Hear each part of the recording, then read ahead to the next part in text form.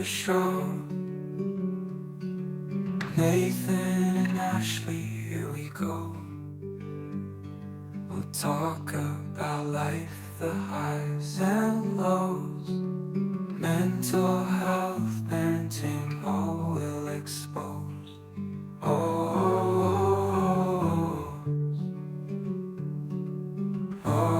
Come to the Unthreaded podcast, where the chords are unscripted and conversations fast.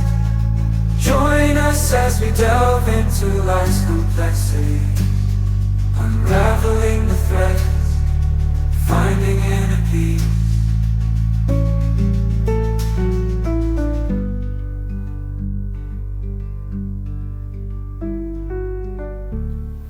How good was that? Good. Made me feel inner peace. Yeah. See, I liked that inner peace part. Yeah. Probably my biggest battle at the moment is inner peace.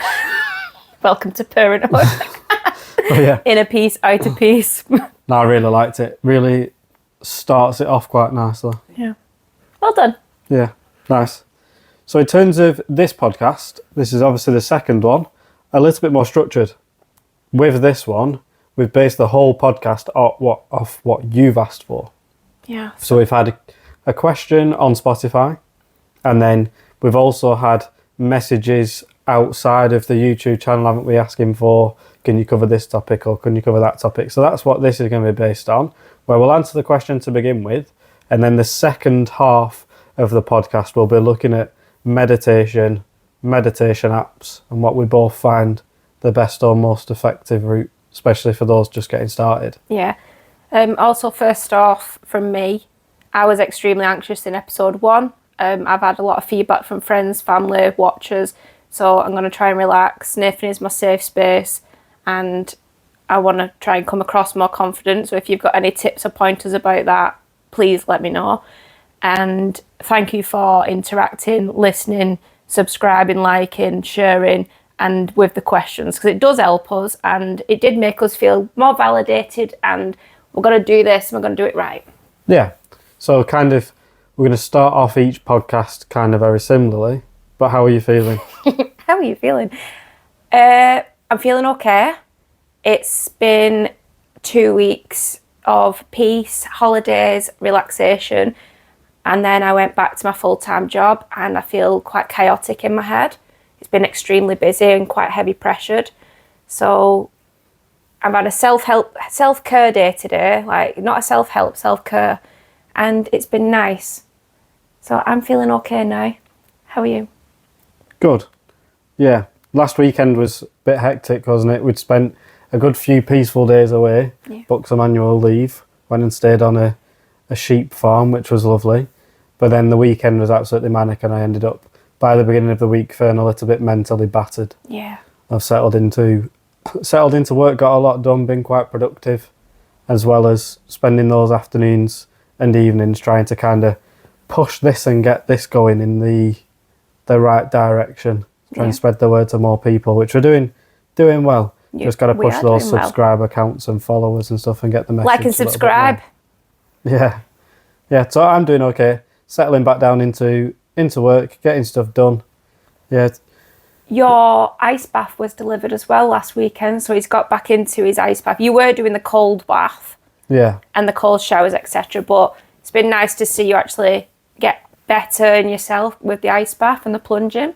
Do you feel better for it? Yeah, that's going to get its own talk on probably another episode. But yeah, as I mentioned on the first one, pretty life-changing, and now it's very easy where I can just jump in it. Still not my cup of tea, that. First thing in the morning or after I've finished work, jump in it. Yeah. So it's nice. I feel less guilty as well about the amount of water. Because I would say I was running a bath a few days a week, so I was only having 1 or 2 a week, just being conscious that the bath needed to be full, whereas I've had one every day since having the ice bath. Yeah, he does put things in it to keep it clean and sterilised, just so he doesn't dip in dirty stuff. Dipping in mud water. Just means I don't have to change the water as much. Yeah, it's good. Once a month rather than once a week, or maybe once every couple of weeks. Yeah, but it's good, I absolutely love it. Took a while to come. It is a Lumi ice bath, I don't know if I should say them. They've not sponsored the episode, so You can do though, Lumi, if you watch him. probably shouldn't have done. Took a while to come. Obviously, a lot of things have been delayed due to political reasons, but it's been well worth it. Went for the max for the little extra products, and it's definitely worth it. Again, not sponsored by Lumi, but if they do want to, that would be great. Thanks, Lumi. Yeah. So we move on to the Q&A. Yes, let's do it. Yeah. So you're going to be a little bit more of an expert on this one compared to me with the question, but it was from Ron on Spotify. Yeah. And the question, not word for word, was, is men talking about mental health vulnerability? Mm-hmm. What do you think to that? Absolutely not. I think it's brave. I think it's wise. I think it's necessary that men speak up about their mental health, their struggle, the way they're feeling and thinking. Only talking about it with others, whether it's the partner, the family, the friends, the lads on the football, the work colleagues, you know, occupational health, doctors, talking about it helps. You are not alone. There's no story or problem too big, too small, or strange. People think some things are strange or they're silly. They're not.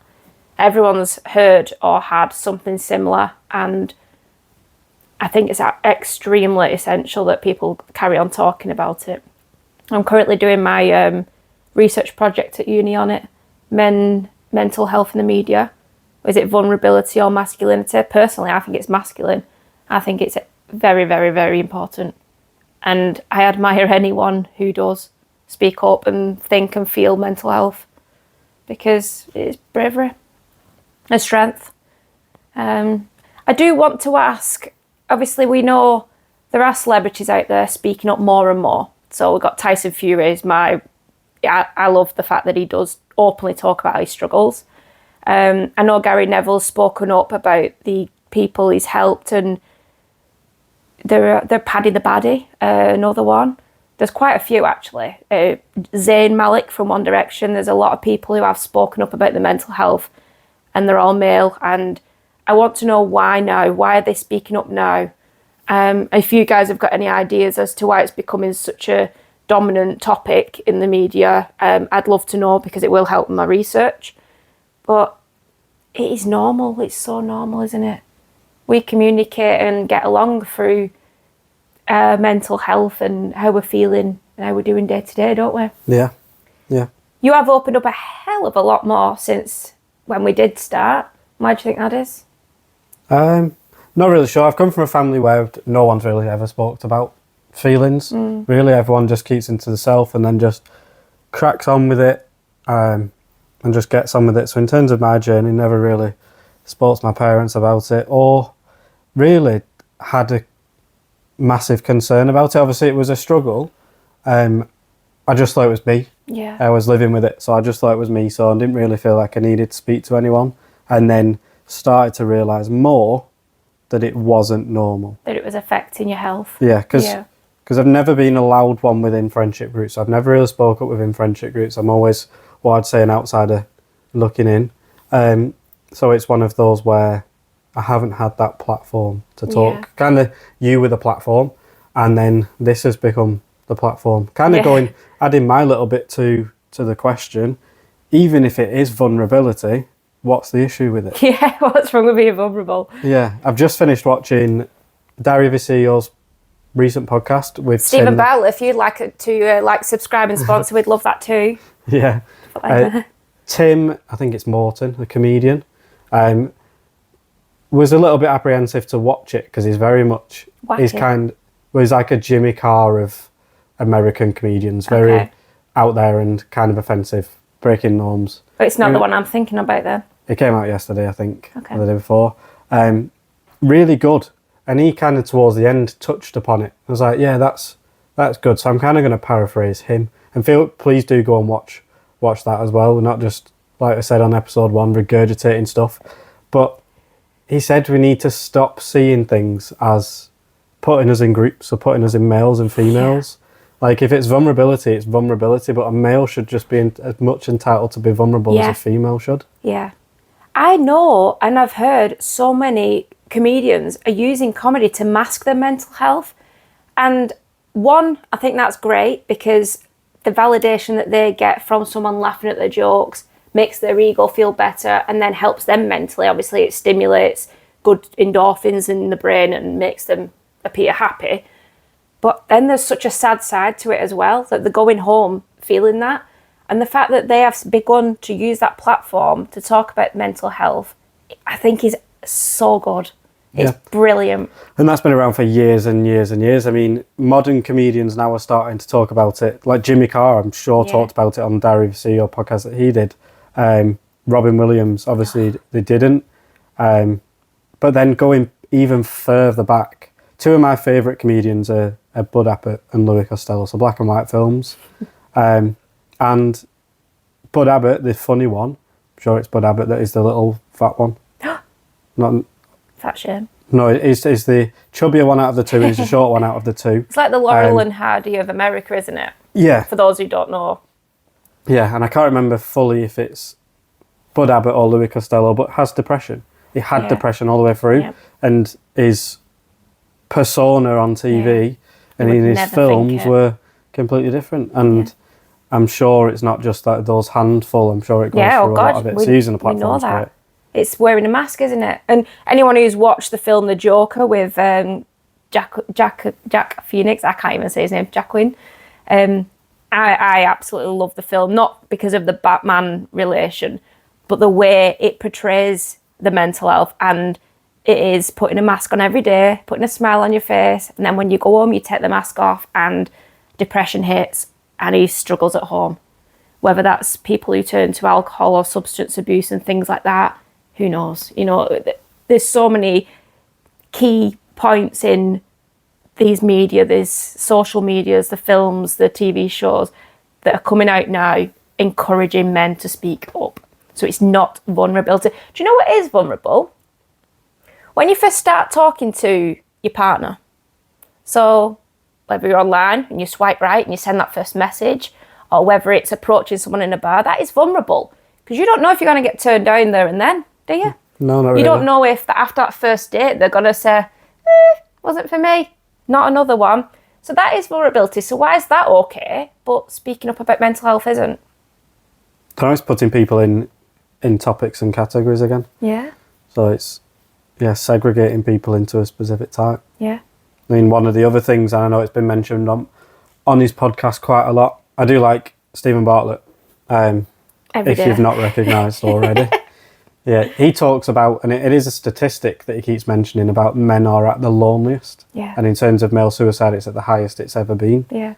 And also, surprisingly, in my research that I've done, it's a lot more men over the age of 40. Yeah. Because they think they've provided for the family, they've done all the football clubs and, like the sports activities and gone on the lads' holidays, etc. And they find that they're at a stumble point where they don't know. It's like, it's not midlife crisis as such, because yes, they're going into the older ages, but they've stopped figuring out who they are, and that's where they stumble and have mental illness impacts them that most at that age. Could be down to things like hormones changing as well. Obviously, you don't release high amounts of testosterone forever. Yeah. Yeah, I think it's the biggest killer between 25 and 35, isn't it? Yeah. Suicide. So. But please do let us know your thoughts on it. If you know anyone who's been affected, I don't want to be the crisis line, but we can signpost things like that. We can help you. Please contact us if you're struggling. I'd love to be able to help one person. Yeah. One person's was why we're here. Obviously, we can direct you. We can direct you to places we think appropriate. Yes. So we're not counsellors Yet. Yeah. Not counsellors yet, but we can direct you to where is appropriate and kind of support you from that direction. There's obviously a lot of help out there, and we constantly research what's popping up, what help can we give. Yeah. Yeah, which is good. Anything else to add to male vulnerability? No, I think it's great. I think it's the one positive from social media, really, is the fact that it can give a positive message. Yeah. But it's just how much negative is there. I think it is I'm going to slightly touch on it. It's a generational thing. I do. This is another open story for another day, maybe. However, since social media has come in, people, like you say, have a platform to talk about it or to understand that other people are sharing and dealing with it. So that gives them a little more courage to talk about it. Also technology, when you have your phones, your WhatsApp, everyone's readily available. I am readily available if anyone wants to contact me on WhatsApp, friends, family. There's Instagram. We run the OTI5 obviously on Instagram, Facebook. It is available. It's private. You don't have to sit on a couch like this and say, what's wrong? What's going on? Tell me. I can give prompting questions to try and get people to open up, and you're very good at that, prompting questions. And you're quite stoic as well, as that your mindset's changed. So I think we could help people in that sense, using social media platforms and technology. Yeah, I think it could be good. Obviously, we want to try and do something slightly different to what's on social media, because I know when I were on it, it was very much people just showing the dream life. Yeah. Whereas I'm not necessarily about that, but I Validation. Yeah, that's it. Whereas I'm not necessarily about that, so I want to use this platform to kind of talk about the highs and the lows, as the introduction said. Yeah, really, and talk about those times, and still record podcasts when we're struggling. And you can see that if I'm overstimulated or mentally battered, you might even notice those subtle changes after watching them for a while. Yeah. I think that's good for that topic. Nice. What about meditation? Do you want to talk about meditation first? Because I think this will be one where I could get slightly carried away with it. Nothing wrong with that either. I've had a few friends ask me on the regular, how do I find the time to meditate? What apps I use to meditate? Does it work? And how it has helped me. I actually went on a mindfulness course a few years back when I was struggling. I was at a low point, and through the NHS I went for a mindfulness course. They taught me how to meditate doing a sitting up body scan, because at the time I was working in an office. That helps. I have found them on Spotify. I have found them on Headspace, on Calm app, all of the above. I know you're going to talk about these, so that's fine. I find body scans work better for me because I'm ADHD, my mind does go elsewhere, and to focus from top, middle to bottom helps me decompress, and it helps me wind down, and I can start to feel my heart rate reducing.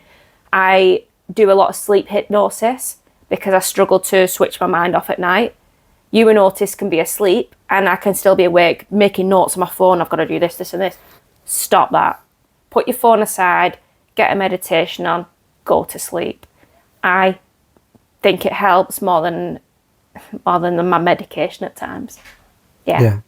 Over to you. I'm going to let you have this one. Yeah, so meditation for me, as I touched upon in episode 1, is the single most life-changing thing I've ever introduced into my life. In terms of fixing mental health, I wouldn't say curing anxiety, but at least minimising anxiety. Tried everything, obviously, because I never spoke about my anxiety, never got treated for it. I was trying to find more holistic methods to it, and meditation was the single most effective thing that I stumbled upon. So in terms of my experience, still use 2 apps at the moment, so I'll talk about those 2 apps, and I'll be able to share a 30-day free trial with you. I don't get any benefit from it, it's just mine from using the app, really. I will put that out there. Absolutely no benefit for the channel, but please do go and try it. I'll talk about them both and how they're slightly different. But in terms of meditation, I had this discussion with a student on a course about a month ago. He's ADHD, and he doesn't like the thought of meditation because he's always thinking. Yes. And that's one of the big things. And please do. About 5 days ago, I did release the first Unthreaded meditation. So please do go and have a listen to that one. I am trialing a few of the sound things. So please do bear with me, but I will be releasing more of them.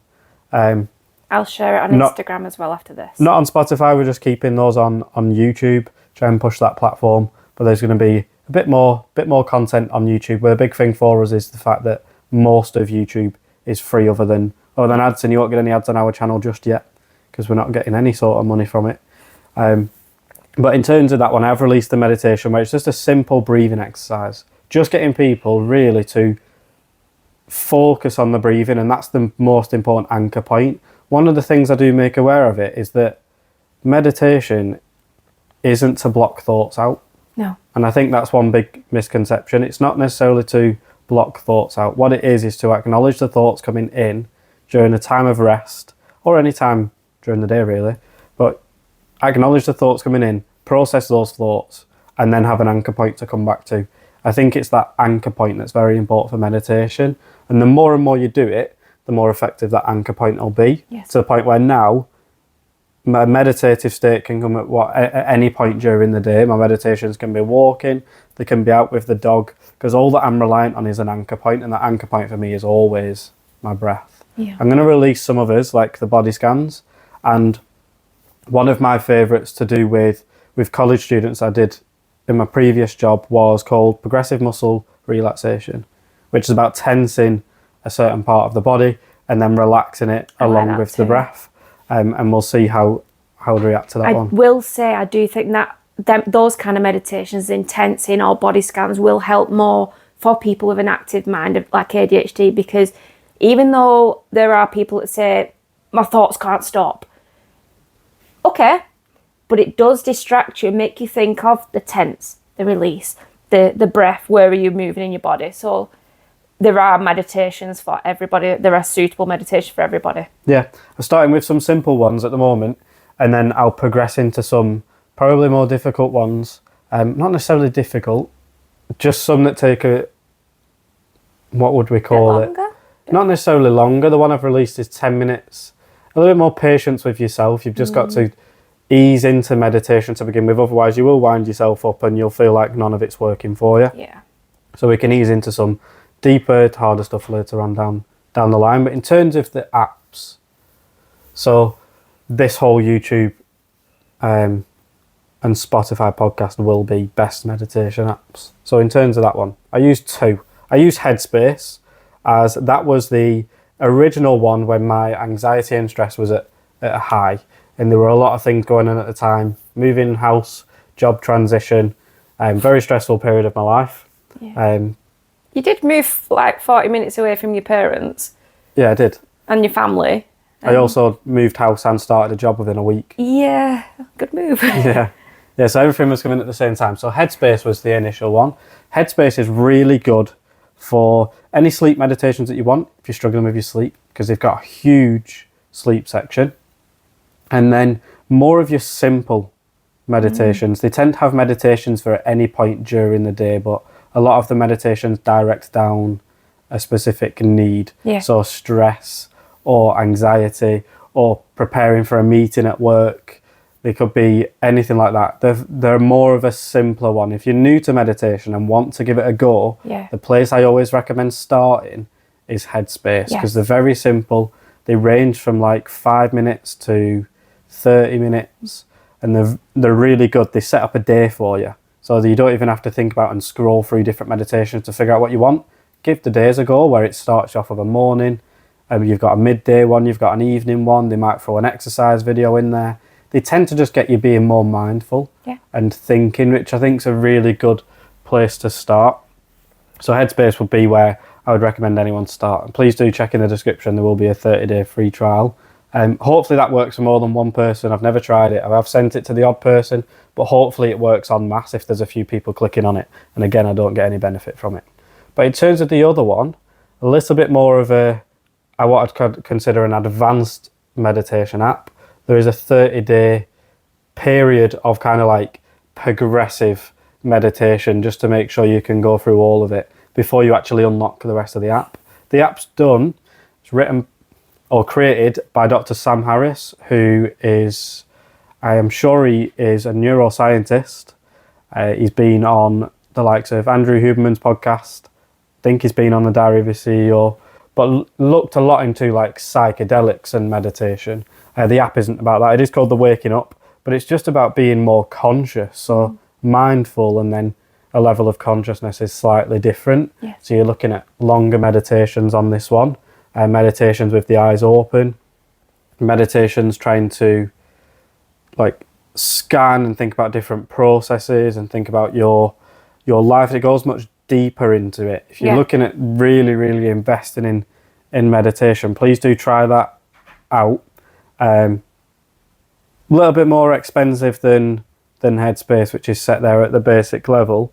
But there are ways of making it cheaper, so please do have a look. And again, 30-day free trial in the description below. But those are kind of like my two favourites. However, I can spend a lot of time doing unguided meditation, which just involves you sitting there with some music on sometimes, if not just in silence, and doing nothing. Which I struggled with until I met you. And you taught me to do nothing. I was like, ooh. I taught you how to be bored. Yeah, but I liked it. And I think lockdown also taught a lot of people how to be bored.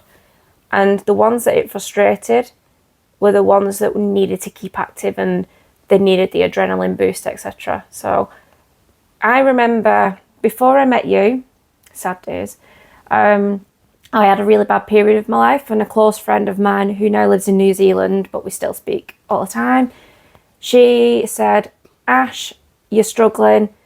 Do you want to log into Calm app? And I'll recommend Calm app. You do pay for it. But at the time I struggled with insomnia, overactive mind.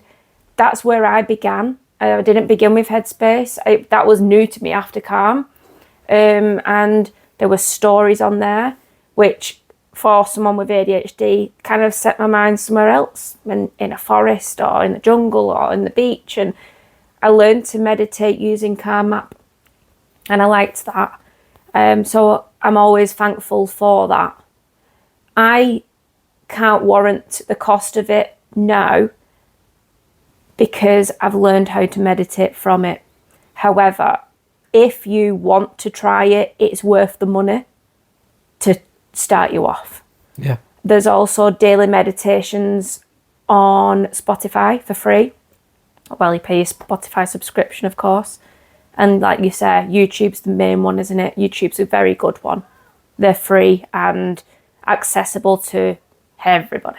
Yeah, YouTube's a good one, unless you want that kind of structure. Yeah. Yeah, so hopefully I can get mine into a period where it will be structured. I kind of would love to go down the route of like a yoga with Adrienne style, which you've never really experienced, but I do like doing her yoga 30 days stuff. Having it like that where I can split it up and I can get 30 days of meditation out and progress as we go through as a group doing meditations each day. I'd love to do that. Might be a plan. We're settling into this whole recording thing, aren't we? And trying to find the time. I did say on episode 1 that I have to put the baby to bed and I have to wash my hair and I have to look prepared and ready. You can see I've not washed my hair. I am not prepared. I am not ready. And the baby is not in bed. He's at nursery. So this is how you get me. Take it or leave it. And this is day 4, isn't it? This is day 4 of attempting to record it. Yep. Spent the last 3 evenings trying to, but because we went away, Otis is out of his night routine, which means sometimes you don't want to go to sleep until 10 o'clock at night. Yeah. Or at all. At all. Or until the morning. It's fun though. All part of the journey. Yeah. So honestly, it's really fun. So we've kind of forced this recording we have. For the afternoon, and it'll still be out. Hopefully it'll be out on the Friday. It will be out on Friday at 7 a.m. Won't be out at 7 a.m. Oh. But we'll be out Friday. Okay. I've got to edit it after this. Oh, fair enough. And then upload it. Yeah, we'll try and get it out there, hopefully for 7 a.m. But we shall see. Mm-hmm. But in terms of those are the 2 meditation apps. One thing I would like to put alongside it for those that like reading. I know I spoke about it a lot on episode 1, and in terms of books, there's not been many, especially over the last couple of years, that have affected me just as much as Breath did by James Nestor. Yeah. So the book Breath obviously goes alongside meditation because meditation is about breathing. But just to show the importance of it and show the importance of nose breathing rather than mouth breathing. Yeah, and what it does to your body and just exactly what breathing correctly can do, I would highly recommend it. To the point where now most nights I have nose tape on. Like just one that goes over the bridge of your nose, and I tape my mouth shut. It's well funny. It is quite funny, but it is also effective. I think, as for books, you've learned a lot with Breath. I learned a lot with that Birth Better book. It's for girls who have been pregnant or want to be pregnant. It's a white and blue stripy book with black writing on. And not just about the pregnancy side, but it teaches about your cortisol levels and the effect that has, your adrenaline. And obviously hypnobirthing for me really worked because I had to breathe. And it was awful. But we did it. And I think I learned a lot from that book. Now, the book I've been reading currently, I'm going to just jump this in because I finished the Surrounded by Idiots book, is this one. This book will change your mind about mental health by Nathan Filer. I'm only a small way through it, but I'm excited to finish it.